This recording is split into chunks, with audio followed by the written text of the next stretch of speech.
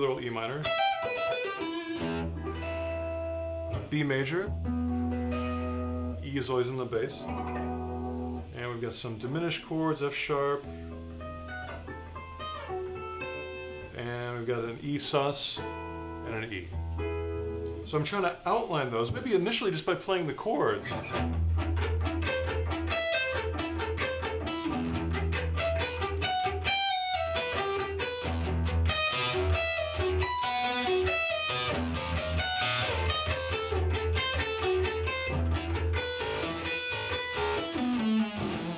So that'll give you a nice melody, and I'm just sort of muting and playing staccato and trying to get a good groove with it. Later on, if possible, I try to start doing more screaming notes and maybe some faster arpeggios to outline those chords. So for the A minor, I might do something like this. Then E minor. For the B, maybe the same kind of shape. Diminished, I like the string skipping lick.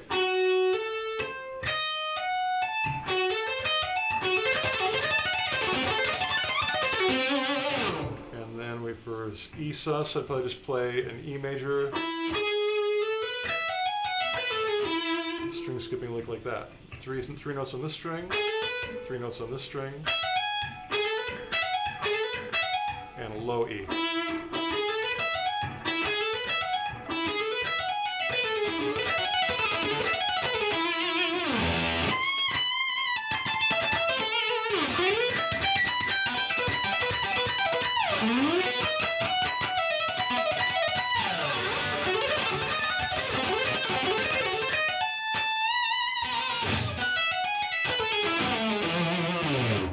So there's some chord changes for you, and then back to just the good old E minor.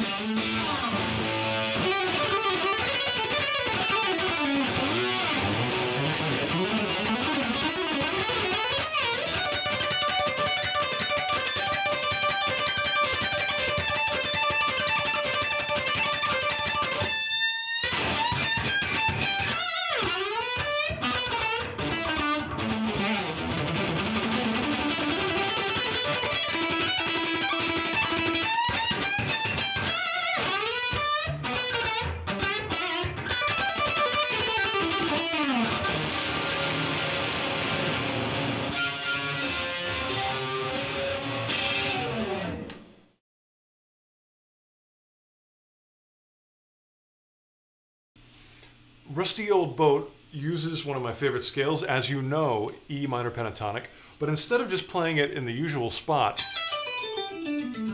I found the notes for E minor pentatonic all over the place. So, for example,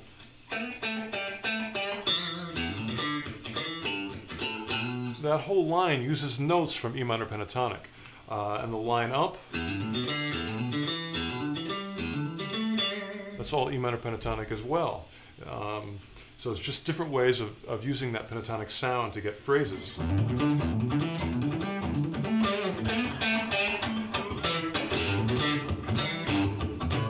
And I'm trying to get lots of little kind of funky.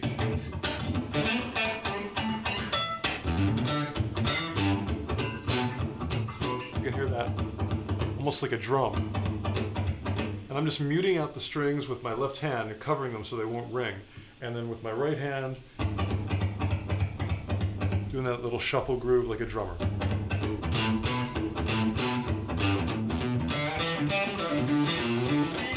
That'll make your playing funky. Let's see, after that, I go to sort of an A7 chord. Although I'm playing power chords there, I want an A7 sound. So I do the craziest Mixolydian scale I can think of. I'm just sort of using this 3-note per string scale and trying to do lots of soloing within that.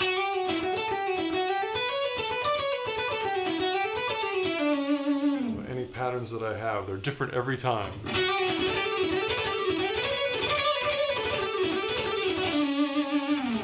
And I'll show you some of those patterns when we get to the hammer-on pull-off at the end, but I just wanted to give you the general scale and that I go nuts inside it. And the same thing up a whole step in B, but this time I'm playing the scale from the low end. And again, I'm trying to go as nuts as I can with any patterns that work.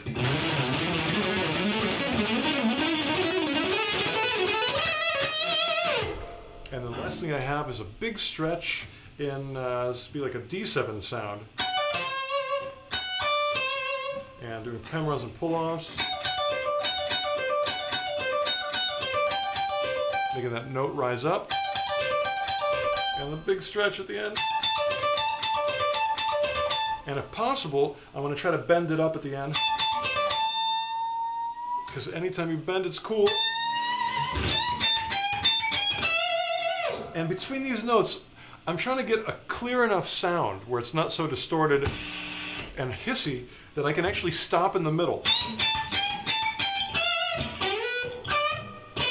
You have little spaces as opposed to, you know, of course I can sustain all the way through it. But if possible, for funky, it's good to stop.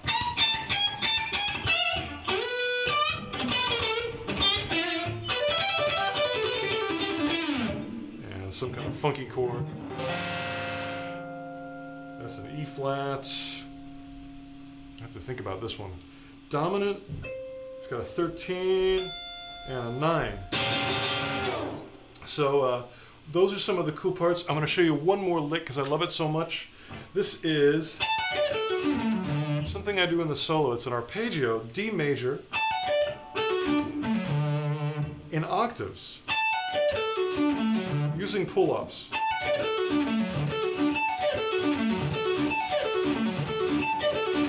A lot of shifting with the left hand, but it's a really nice smooth sound, and in context, it's something like this.